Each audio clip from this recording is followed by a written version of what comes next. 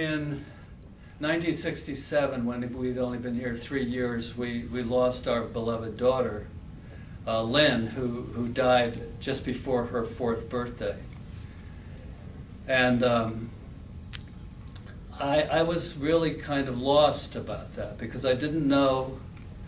I had been so careful of my life to be strong and rational and self-sufficient and not trusting my family and wanting to be able to take care of myself and my family, that suddenly I had this loss and I didn't know how to express it. I had no language. And I had to learn. It took me 10 years. And you all, a lot of you were here during that 10 years when I had to learn a whole new language, a language of the heart. I had to learn the words for loss and grief, the words for love, the words for joy, and the words for those feelings that come deeply out of the self that have nothing utterly to do with a PhD. I always like to say a PhD is probably the worst possible preparation for poetry because it's all intellectual and poetry comes from the soul. And so I had to learn that language, and gradually, bit by bit, I learned it. And I began writing poems and began publishing poems bit by bit. And I became known for a poem called The Girl in the Yellow Raincoat, which was my first great expression of my feelings for my daughter. And there was a girl at Davidson who wore a yellow raincoat who was in my class, and she was exactly the same age as my daughter would have been. And I said to myself, this is what I would like my daughter to be like the girl in the yellow raincoat if she were here now.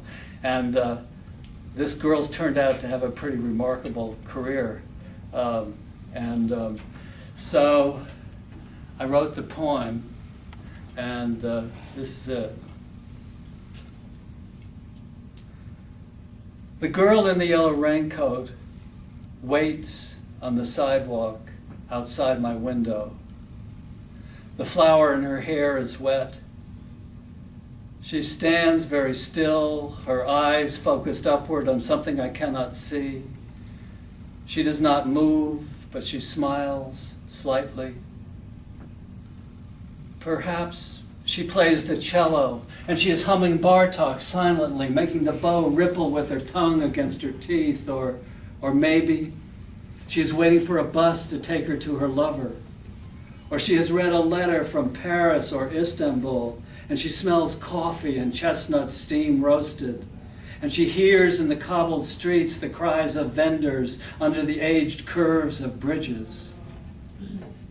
Perhaps she's just a girl standing in the rain in the early morning by a stone bench while the street shines. It is nothing, you argue. Then why do I weep? And why are there splinters in my palms? And why do I stand here long, long after she is gone?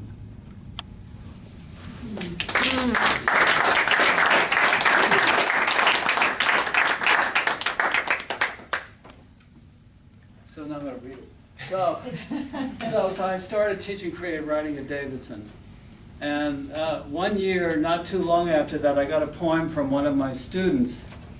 And the poem seemed very familiar to me. It was as if I had read the poem somewhere before. The title of the poem was The Scary Man in the Window.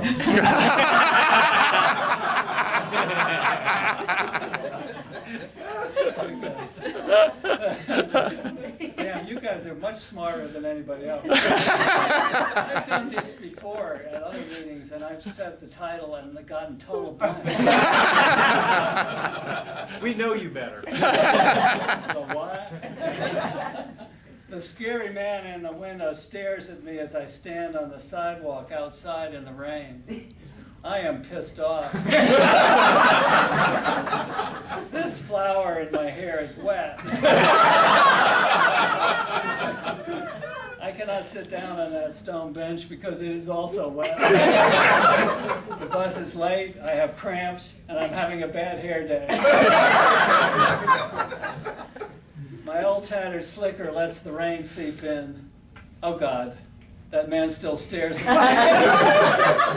Maybe if I stand still and look away into the sky, he will leave me alone. Or if I smile slightly.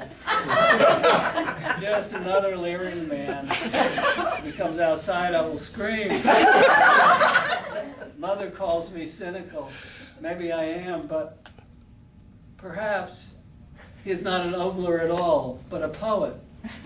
Well, this is getting better now.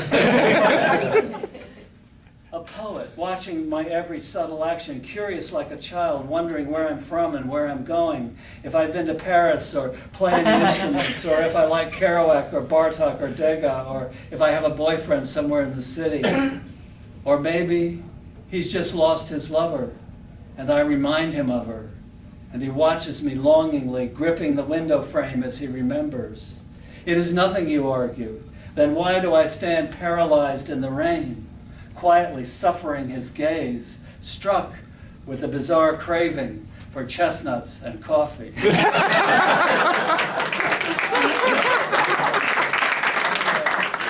of you younger people here, this poem was written by Alex Crumley. I think class of '93. It's not. This isn't a 2-7 year. So Alex was brilliant. He had a girlfriend named Rachel Newcomb, who won the Brain Bell Prize twice in a row, her junior year and her senior year. And she and Alex were the two best writers, and they were the stars of my creative writing class. And he sent me this poem, and he was really nervous about it. And finally, I gave him an A+, because it's a brilliant poem. It starts out as a parody, and then it becomes really a serious commentary on my poem. Most people didn't get the splinters in the palms that Alex did. He gripping the window frame as he remembers, which is great. So I feel like my poem grows because of his poem. It's what we call in the business intertextuality.